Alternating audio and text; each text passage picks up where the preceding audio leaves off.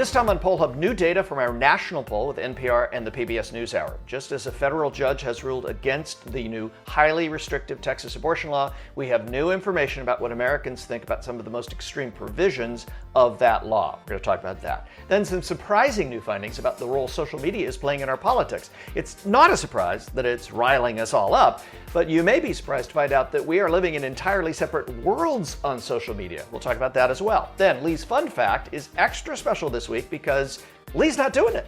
We have a guest host, and this guy has his own podcast. It's a good show. Let's get to it.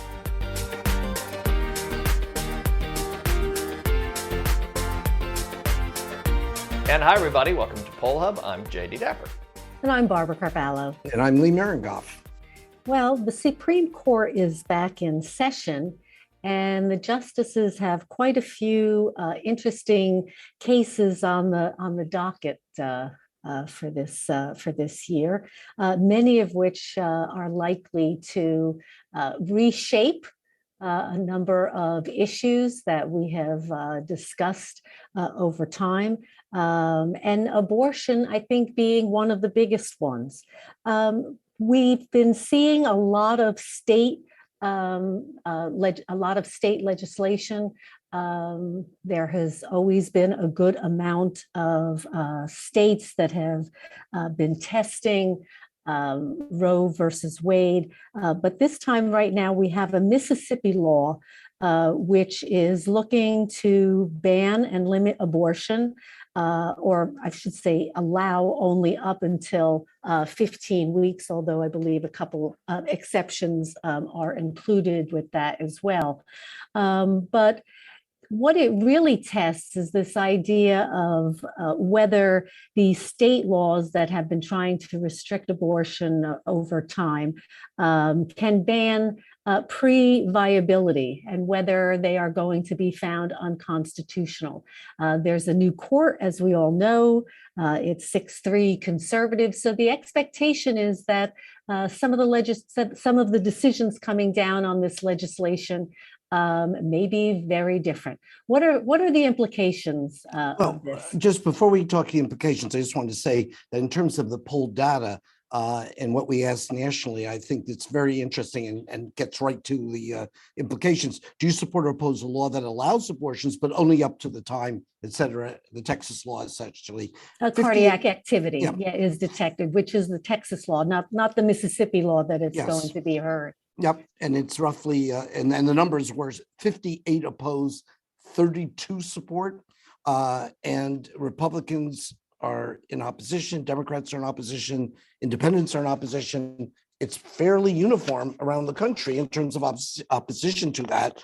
And then we might just add on that too, Lee, the 58% who oppose actually include those who think abortion should be illegal under any circumstances. So the question is about whether abortion should be allowed until cardiac activity, about 6 to 8 weeks into the pregnancy. So just to be clear, that may be people on both sides of the spectrum. Exactly, and I think that's an important point to make on this. And then the question was, second question that we asked was about whether people support or oppose a law that allows private citizens to sue abortion providers or anybody who assists a woman in getting an abortion. There, the numbers were 74 opposed and only 18% support.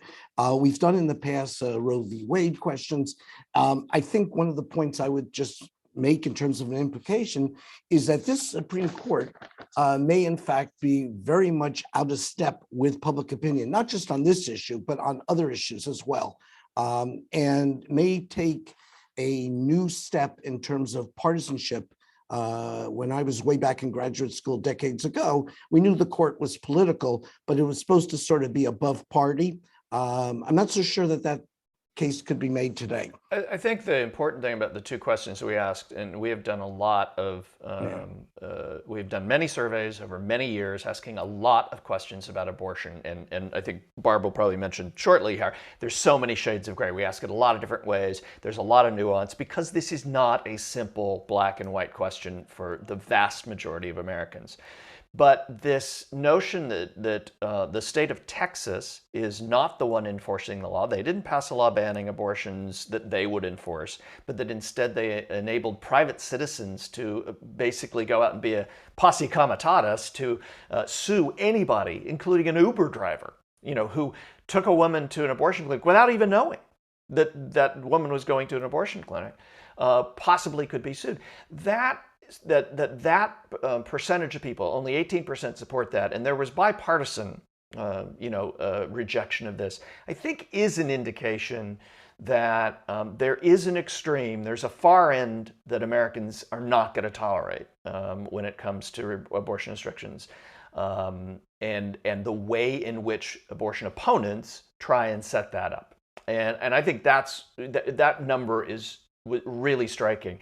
I did want to ask a quick question, though, about the first question, which you raised the issue, Barb, that there's a bipartisan majority that does not support banning abortions after 6 to 8 weeks, but that it includes both people who don't think there should be any abortions and people who think there should be abortions at will. Is there a different way to ask that question so that we have more understanding in that? Because I think a lot of people see that number and they go, oh, wow, Republicans don't support it either. And it's like, well, anti-abortion Republicans don't support it for an entirely different reason than pro-choice Democrats, for instance. So I think that what's important here is that very often when we look at polling data, and we've talked about this before, when we look at polling data, particularly on issues that have to do with what some people think is just a cultural issue, other people see as a faith issue, that there are a lot of nuances to that opinion, and it's very difficult to capture that opinion in one question. So when we often see questions on abortion in the public debate, it tends to really simplify the issue rather than explain it. And I think a couple of things come out of our polling of this issue in depth. One, most Americans want abortion to be legal in some sense. They do not want a complete ban of abortion under any circumstances. The exceptions of the life of the mother, there's very strong support for that, and the exceptions for rape and incest. In addition to that, most Americans go beyond that and do think of allowing abortions within the first trimester. However, if you think about what that is in terms of weeks, you are then looking at restricting abortions beyond 12 weeks. And so when we're looking at some of these other laws, such as the one in Mississippi, which again is a ban of abortions pre-viability, that has kind of been the benchmark for requiring exceptions, which is the viability of the fetus. And so when you look at that actually falls within kind of that consensus area of where Americans are. But the issue here is whether abortion remains legal in the United States. And I think that's a real question, because if the Supreme Court does overturn Roe v. Wade, a number of states have what are called, these trigger bans, which as soon as that Roe v. Wade is overturned, the laws become much more restrictive and disallowing abortion. And so I think this is a case, as I was talking about the partisanship of the court, there was a Marquette poll, which was out in August, and it talked about the court and people's sort of sense of faith in it. And to your point, Barb, it showed over the past year that faith in the court had dropped 17 points from what it was a year ago, September. The Supreme Court is still held in the highest esteem of our three branches. But this may be a role that kind of like oversteps what a lot of people want. And also whether it's in step with public opinion becomes part of what may be damaging to the court and bring it into the crossfire. Yeah, we'll be back in the field with questions about abortion as we often do as this moves ahead. Let's switch gears to another topic that we've spent some time polling about and we've talked about a lot, which is the impact of social media on Americans' political attitudes, on their news consumption. We've talked about it in a lot of different ways. There's a new Pew research study that we spotted in the last couple of weeks that we thought was really interesting. They looked at 2016 and at 2020, and they looked at the ways in which politicians used social media. And there were some big differences in terms of how often, there's a couple different parts of this, but one thing that really stood out is in 2016, politicians, Republicans and Democrats used social media less than they did in 2020, not a surprise. But they also tended to use similar sources more often. By the time you get to 2020, one of the things that they found was that Democrats and Republicans in social media were not only using almost entirely different sources, they were talking entirely different languages. I'll point out one thing, and then let's talk about it. They looked at, for instance, the number of terms, the way that terms were used and how much engagement they got. And when Democrats talked about Trump, they got way, way more engagement than they did with other things in 2016 and in 2020. But in 2020, they were talking about Judge Barrett and the president, the Supreme Court. The Republicans were talking about the illegal vote and Hunter Biden. And that's where they got all of their engagement. What does this say about where we are, as a polity, to use the Greek term? I got one word, Barb. I got one word: polarized. Okay, now you can go.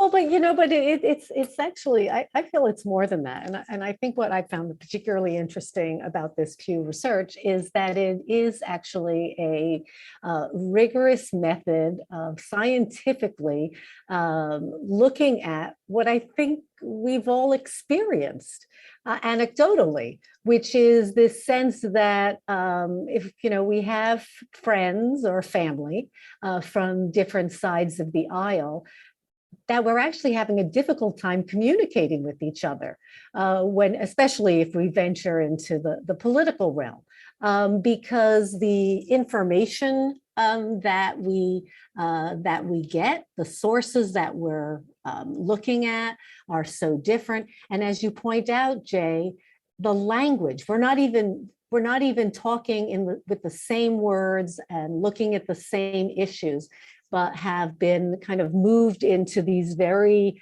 kind of, separate paths of what's an important issue. And it's not just politics. I think we also have seen this very much in terms of COVID information, and you can call it information or misinformation. I think sometimes it's almost even hard to tell the difference because people are so entrenched in their camps that misinformation actually means something different to people in those different camps. So it's the Pew study is very insightful because I think it's something we've all experienced. Yeah, and I think, as you say, there's very little common ground right now in terms of language, in terms of outlook. You used to joke about not wanting to sit next to your crazy uncle at Thanksgiving. Well, right now, everybody's playing the role of crazy uncle. We have alternative facts, which kind of emerged during the Trump years as a whole new thing. I think a lot of it is cultural too. So, we're talking about religion. Well, not surprisingly, those terms show up more on the Republican side. You talk, as you said, about masks and vaccinations. That's more of a Democrat talking point, that language. So, it's, just take a look at what the Senate is doing every single day. They're not talking to each other. They're talking to their folks back home, to the bases. And so it's lost this sense of compromise, which is what the political system is supposed to bring about.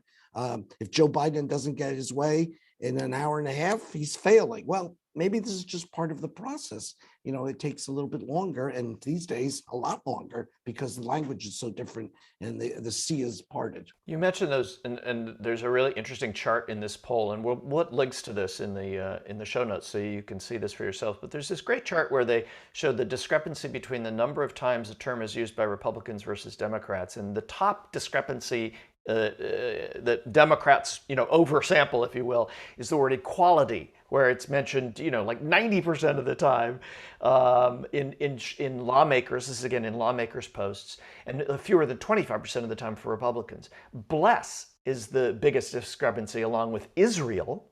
These two are the biggest difference between Republicans and Democrats, where Israel is mentioned in almost 75% of the posts of Republicans and just about 25% of Democrats. Bless a little bit less often for Republicans, but 70%, and way less for Democrats. But it's interesting that you mentioned this, Lee, and this is quantified.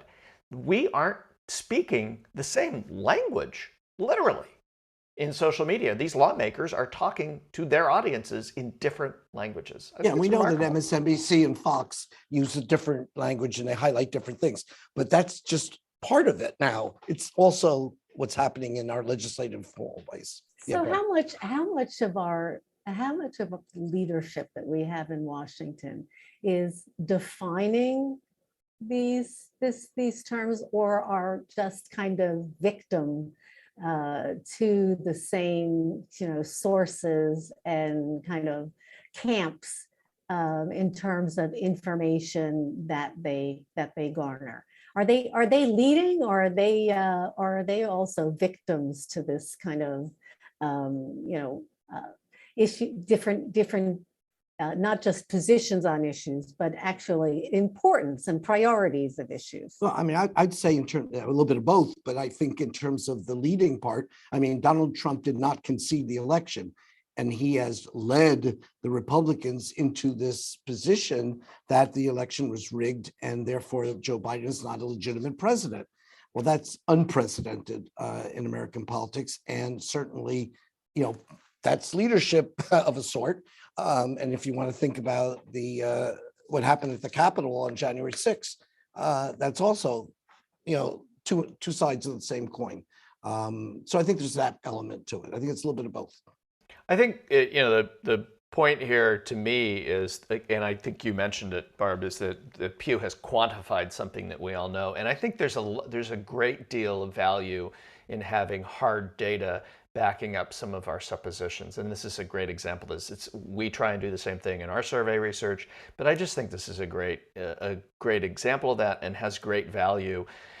Maybe it does, maybe it doesn't, though, because then the second part of me says, do we even care about facts anymore? Not we do, but do a majority of Americans in their bubbles, talking to each other and listening to the lawmakers and the media figures that they like, do they even care if a fact, breaks up what they think? I don't know. It's fun fact time, and we're going to have a little bit of a change of pace with the program and with a new thing, a feature, a guest to do the fun fact. And who is more fun than Harry Enton, our friend at senior data reporter from CNN and host of CNN's Margins of Error podcast. Harry, welcome. You are the fun fact today. We've never done this. You are the one and only guest fun fact person. I'm giving it over to you. What do you got? Here's my fun fact of the day, which is, did you know, Lee and team, that a quarter of all American couples sleep separately at least a few times a month? A quarter, 25%. I couldn't believe it when I heard it. Wow. So now, did you control for snoring? This is interesting. It turns out that the number one reason why couples sleep apart is snoring. Snoring is a big emphasis. I believe it's 45%. Don't quote me exactly on it, but I believe that's right. 45% of couples say that the reason that they do sleep apart is because their partner snores and they're just like, I can't do it anymore. I have to go to another room. So is this like the Dick Van Dyke Show, kind of sleeping in separate beds, or is it different than that? So the Dick Van Dyke Show, or the I Love Lucy, either way, yeah, sure. Either way, although I think I preferred the Dick Van Dyke Show, to be honest, Yeah, which was, you had twin beds in the same bedroom, right? A more modern phenomenon or modern interpretation that might have been in the 1990s Seinfeld, where Frank Costanza and his wife had twin beds, and then Kramer and Sarah Silverman's character went and they slept in separate beds in Queens. What we're really looking at these days, though, are couples who are sleeping in separate bedrooms. They are not sleeping in twin beds in the same bedroom. And that's in part because the truth is the homes that we've been building over the last 4 decades are significantly larger than they used to be. And as well, there's more room to spread out in homes because the Census Bureau tells us that the number of people who are living in any home at a particular time is actually a good 13% smaller, say, than it was in the 1970s. How do you know this? Because I looked this all up, Jay. Because you have a podcast. Oh, see, Oh, That was my cue. That was my cue. How do I know this? I know this because I have a new podcast called Margins of Error. It's on CNN. We've had 3 episodes as of this recording, and we'll be going all the way through November. And we're doing non-hard news topics. You know, I think I'm associated with hard news, whether it be polling for political races or whether it be a coronavirus, the data there and, you know, the rates increasing or decreasing. And, you know, the truth is, though, life is a lot more than just about hard news. There's a place for hard news, but life is a lot more than just hard news. So we're doing sleeping separately. We have an episode on the fight over daylight saving time. We have an episode on the fact that nearly 50% of Americans now believe in ghosts. And what I will tell you in sort of summing it up is that we start with one piece of data and then we explore it and it allows us to tell a story about where society is and where society is going. And so, you know, on ghosts, for example, why is ghost belief up, say, 4-fold since the late 1970s? Well, it perhaps is in part because there are fewer people who believe in the God of the Bible. There are more people who are lonely. There's more access to the internet for people to get this data. And so we're exploring all these different trends. And in each episode, we take one data point that's kind of fun or interesting, and then we explore what that tells us about our society. And what's important here, it's margins for error. And I know S's can be very, very important. You go into that as one of your myth busters and daylight saving times, no S.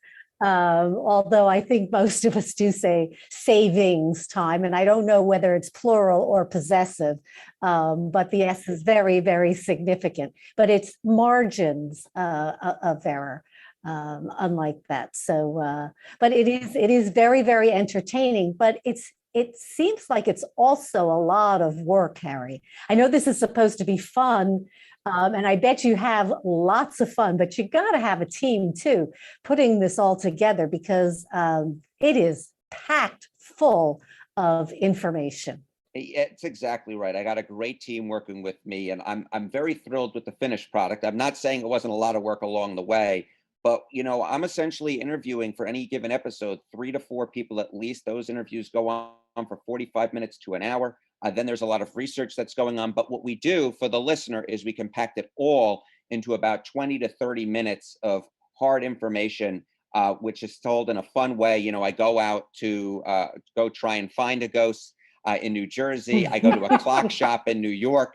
In a darker episode, although one that I still think is interesting, I actually go out to a cemetery in Queens. So, you know, there's field trips that are involved here, but really what we're trying to do is give you a good amount of information, but compact in such a way that it's both fun and easy to listen Can to. you also tease perhaps some episodes you have coming up in the future? Sure. So I have a few episodes. We have one on the fact that cremation is now the clear majority of how people dispose of their body in the afterlife. The idea That's a fun fact right there. There it is. Very fun. What will we do without cemeteries then? Well, we discussed that. For your ghost. There's a connection. We discussed that in the episode. We have one about the divide in half plus 7 rule for dating and marriages, the idea of what's a socially acceptable age gap. We also have one on my own phone phobia, which is a favorite of mine, that's coming up, the idea that there are a lot of millennials out there who are afraid of talking on the phone, and we look at some data there. And we even have a fun one on my uncle Neil Sedaka and his musical Your uncle? triumphs. You My didn't know uncle. that? That's No, I the didn't know greatest that at all. Enton trivia question is that his uncle is Neil Sedaka. I think that's wonderful. Wow. Well, I will, Harry. We could go on, as you know, and you are the king of trivia, and that's a whole Absolutely. other world. But I suspect when you say you start with one thing and then you build out from that, that may be a little bit. And also, Barb, you mentioned the S with daylight savings time. I will bet my savings on the fact that Harry knows. Then take me out to the ball game. It's Cracker Jacks or Cracker Jack. Which is it, Harry? Oh boy, I don't know if I know this one. Oh, darn. Oh, no. Help. It's Barb. I help don't him care out. if I ever get back. Barb, help him out. Probably Cracker Jack. Because right. it rhymes Thank with you. back. Yeah. Yes. Thank yes, you. absolutely. But it is margins of error, and it's really a fun show to listen to. So good luck, Harry, and we're going to continue to listen. Always a pleasure to be with you. Hey, before we let you go, we want to let you know about something coming up on Wednesday, October 20th. A live version of Poll Hub. We're calling it Poll Hub Live. The original, right? Anyway, it's a chance for you to listen live as we cover a bunch of different topics, but also a chance for you to engage with us, to ask questions, and we'll answer questions from the audience. So mark a calendar, October 20th at 7 p.m. Eastern Time, Poll Hub Live. We'll give you more details as we get closer. And of course, the episode will also be in the podcasting app of your choice afterwards, but it won't be live. So stay tuned for details. Poll Hub Live coming up on October 20th. That'll do it for Poll Hub this week. Poll Hub is a production of the Marist Poll at Marist College in Poughkeepsie, New York. Mary Griffith is our executive producer. Casey Schaff is our production supervisor. The Poll Hub team includes Ashley Marcinek and Marcello Bettman. If you enjoy Poll Hub, please consider leaving a review. Positive reviews help other like-minded listeners find us. If you'd like to learn more about polling and survey science, check out the Marist Poll Academy, our free online learning portal. If you have any questions, tweet them at us at Marist Poll. Finally, however, wherever you listen to Poll Hub, there is a subscribe button. Click it, and the latest episode will be ready for you in your podcasting app as soon as it's released. We'll see you next time.